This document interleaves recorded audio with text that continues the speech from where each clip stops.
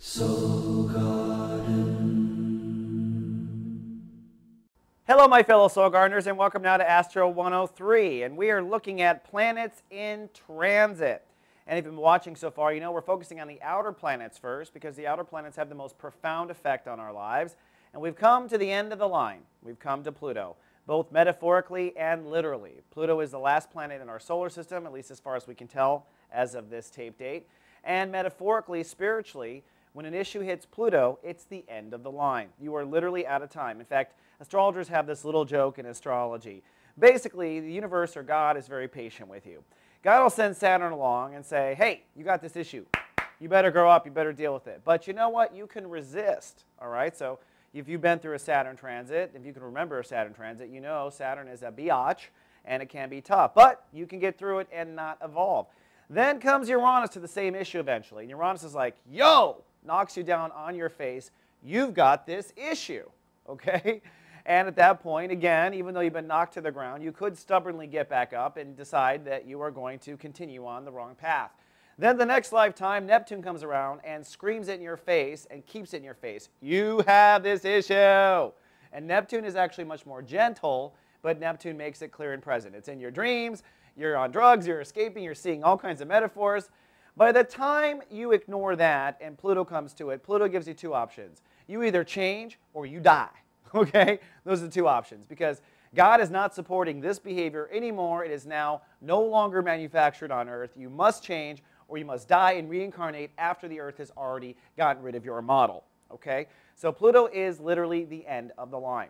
Now Pluto has a 248-year orbit around the Sun. That's a long time. So that means it takes 248 years for Pluto to hit the same sign twice. Currently at tape date, Pluto is in Capricorn, which means Pluto has now been in Capricorn for 248 years. So every 248 years, the universe says, hey, this sign, this vibration, this state of awareness, which is going back to the first series, this state of awareness must let everything that's obsolete die, and it must replace it with new behavior. In our case, Pluto is in Capricorn, which means the way we control, the way we organize, okay, the way we captain our lives must change and must be reborn.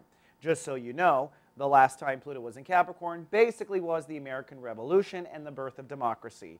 We let monarchy die and democracy was born. So was free enterprise, so was freedom of speech. All kinds of freedoms were born at that time. So Pluto is back to Capricorn. Now, because Pluto has an elliptical orbit, it doesn't stay in one sign for the same amount of time, all right? So Pluto was in Sagittarius roughly 12 years. Pluto will be in Capricorn roughly 14 years. And so if you watch this up until 2024, Pluto will be in Capricorn. How does this play out in your chart? Good question. Well, Pluto can actually be rather gentle, frankly. Pluto has this death and rebirth kind of reputation. But I always liken Pluto to kind of like the Colorado River and the Grand Canyon. Basically, you've got this cute little stream running through the desert. 248 years later, you've got a Grand Canyon. Okay? Pluto is absolute, but it gently kind of just washes away what's in the way. Another good metaphor for Pluto and how it works in your life is a seashore. You might have built your house on the edge of the sea. Pluto comes around, takes away a little seashore, takes away a little seashore, takes away a little seashore. Does Pluto hit you in the face? No, only if you stubbornly keep your house right there on the seashore. If you are stubborn to keep your life in a certain way, Pluto simply takes away the option for that to even be anymore. My final and favorite metaphor for Pluto is a steamroller. Okay, steamrollers are huge. They flatten things out completely, but they move really slowly. So Pluto is like that steamroller. It's heading for you, and you would frankly be a complete spiritual moron to be hit by the steamroller, okay? And that's how I liken it with my clients. So the good news is Pluto is very easy to manage with, and also Pluto is a planet that will absolutely take everything away that's in the way. Absolutely. So when Pluto hits a particular area of your chart, let's say Pluto hits your third house. Okay, your third house of communication. Let's say Pluto in Capricorn is in your third house, which for solar charts is true for Scorpios, all right? So Pluto hits the third house. In chapter 1 of Pluto in the third house, Pluto is going to take away anything that's in the way of your communication issues, anything that's in the way of your intellect issues. So third house is communication, it is the way we think, it is our mind games, it is our attitudes, etc. All right? Now let's just keep using Scorpio as an example. Scorpios, they always say forgive but don't forget. All right? I personally think that in the next 14 years, they're going to have to forget, because Scorpios do have incredible prejudice and attitude in certain areas of their life based on where they have been stung and hurt in the past. And Pluto was in Scorpio in the 80s, so Scorpios have a very good excuse to have this attitude. I have a lot of compassion for the Scorpios. I get why they feel this way. But I also know that Scorpios are being held back by their attitudes and their prejudices, and it's misfiring their light casting left and right because their mind is including, well, I don't want all these things that might happen. So let's say there's a Scorpio who usually is snotty, or a Scorpio who usually shoots off rude remarks, which is kind of common if you know Scorpios. Well, what's going to happen is, let's say the Scorpio is always snotty at work, and someone says, can you do this? And like, no, I don't have time. Once Pluto hits that space, suddenly the boss is just going to say, you know what, I'm really sick of that. Now, before Pluto was in the third house, the boss tolerated it. Everyone tolerated it. It worked for the Scorpio.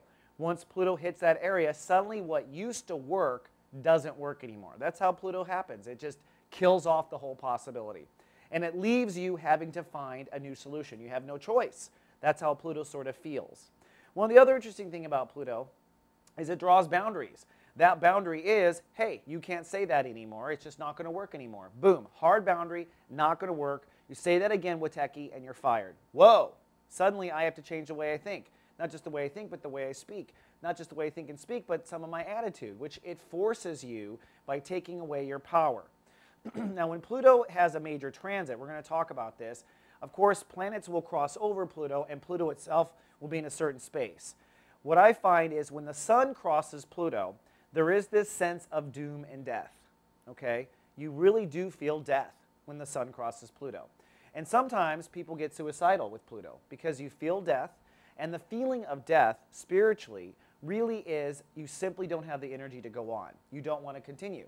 That feeling of not wanting to continue, which is common in my clients with a major Pluto transit, is in fact the death energy really there to kill off what's not working, not necessarily have you commit suicide. So when major planets cross Pluto, people do get kind of depressed. They do go kind of into the dark side at times.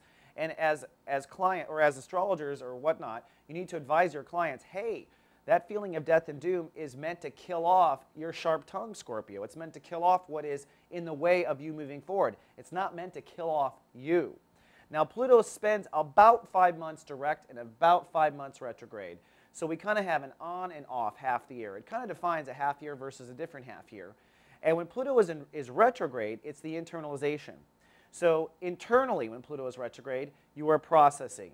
You are killing off parts of your own internal processing that are no longer serving you. Okay? So a retrograde is an internal thing. So again, if Pluto is in the third house, you've got to internally kind of get rid of what's not working for you, what's not working for you when it comes to communication and thoughts. When Pluto is direct, you'd be focusing on not saying it, not having that bad mouth, not having that sharp tongue. So the retrograde and the direct really do have a profound sort of effect. All right, well, that wraps up my first introduction to Pluto.